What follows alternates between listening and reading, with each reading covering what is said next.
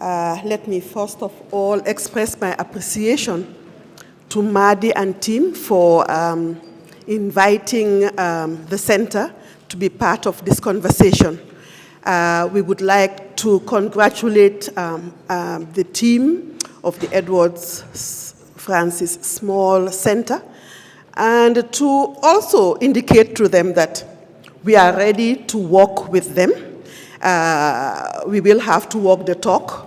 The center is 37 years old this year, and we've been working in human rights and democracy on the continent, and we are ready to work with them. But let me, first of all, just share with you my outline of this brief presentation that I would want to make. We will want to look at civic space. Yes, as civil society, who are we? And considering what is happening in Africa, in Gambia, in West Africa, what role would we be expecting to play? And we'll also look at the international principles protecting civil society, as well as the role of civil society and the key roles that we need to play. And I'll give some examples from the experience of the center before I share a few recommendations and conclude. 2026 is a crucial year in the work to promote and protect human rights. And it's 27 years since the adoption of the UN Human Rights Defenders Declaration. It's 77 years almost of the adoption of the Universal Declaration. 40 years of the African Commission on Human and People's Rights, of the Charter itself, and 2 decades of the Maputo Protocol, among other human rights instruments that provide for a conducive environment for civic space to thrive. Most of these instruments we see highlight the fact that to promote and protect human rights and fundamental freedoms for all, we need to emphasize on the 4, we call them the 4 freedoms. And when we talk about the 4 freedoms, we are talking about freedom of expression and access to information. We are talking about freedom of association, freedom of peaceful assembly, and participation in the conduct of public affairs. And when I share the document, I also have indicated the relevant articles in the Charter as well as in the Universal Declaration for Human Rights. So these freedoms constitute civic space and are essential elements of a vibrant democracy, creating a conducive environment where debate and discussion can take place and flourish, and individuals and groups are able to contribute to important decisions that affect them.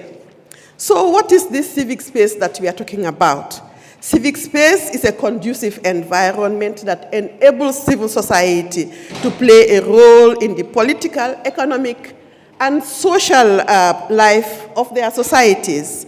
It allows them to contribute to policy making that affects their lives, and enables them that an open and pluralistic civic space ensures that the 4 freedoms especially are enjoyed by the citizenry and are crucial pillars for sustainable development and peace.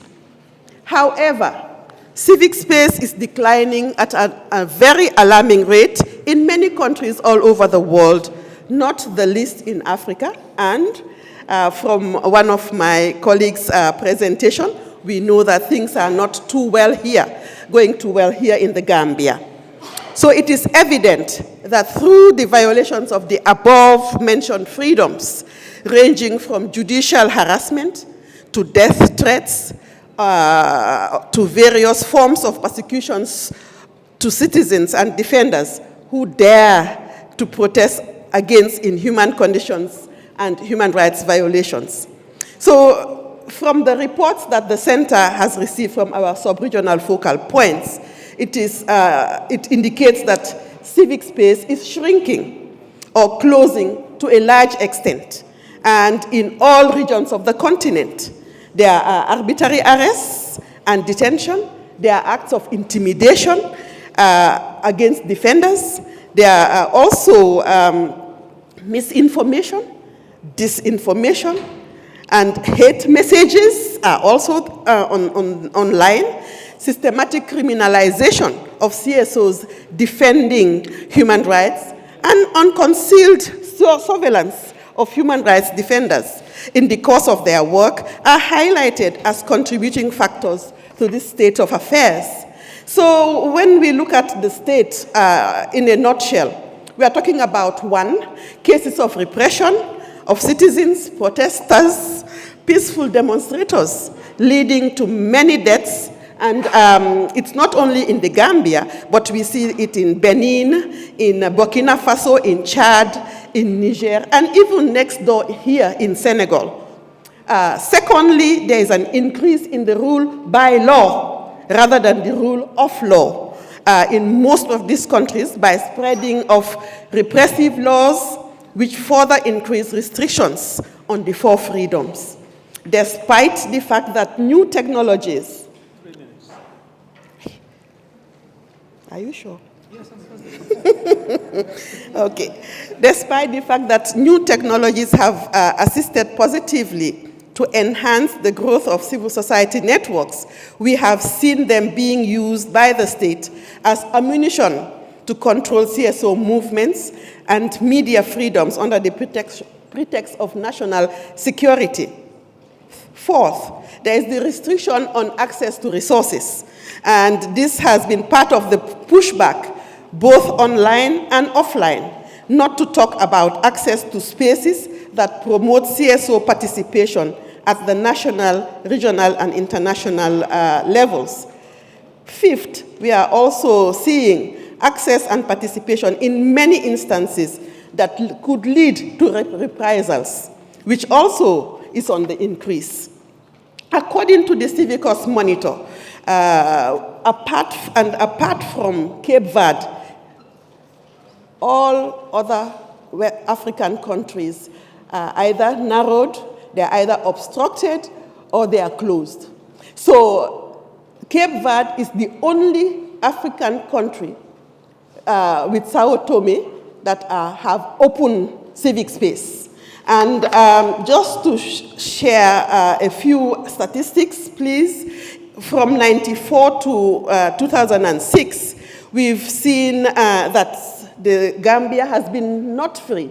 And that is evident, and we all know that the ratings are correct, that it's not free. And there has been consistent restrictions on journalists, on political opponents, and NGOs, keeping the civic space narrow and dangerous for critics, those who dare to criticize. From 2007 to 2010, we've seen that, yes, it seems to be partly free. And from 2011 to 2016, it is not free. It has not been free, and that is the main reason why we had that impasse that we all are well aware of.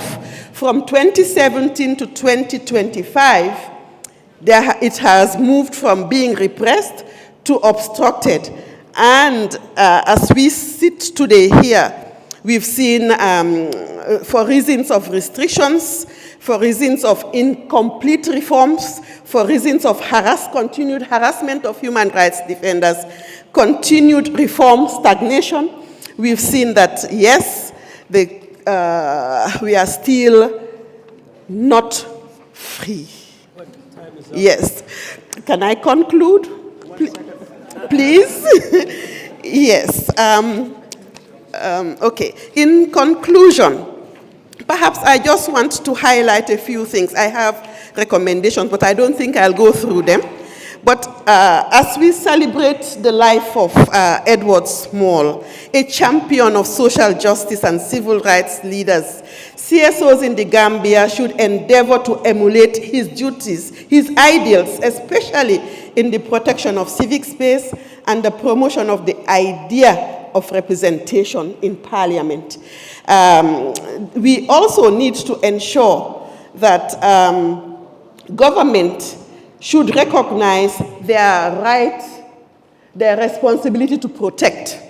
It is important. They've made their commitments. They are the ones who've gone all out to ratify the human rights instruments. So it is their commitment, it is their responsibility to ensure that they live up to expectations of the citizens. And it is the role of civil society to ensure that we do not rest on our oars. We continue monitoring what is happening and being able to state the facts. When I was preparing my paper, I found out that we have a data of information in terms of implementation of the 4 freedoms.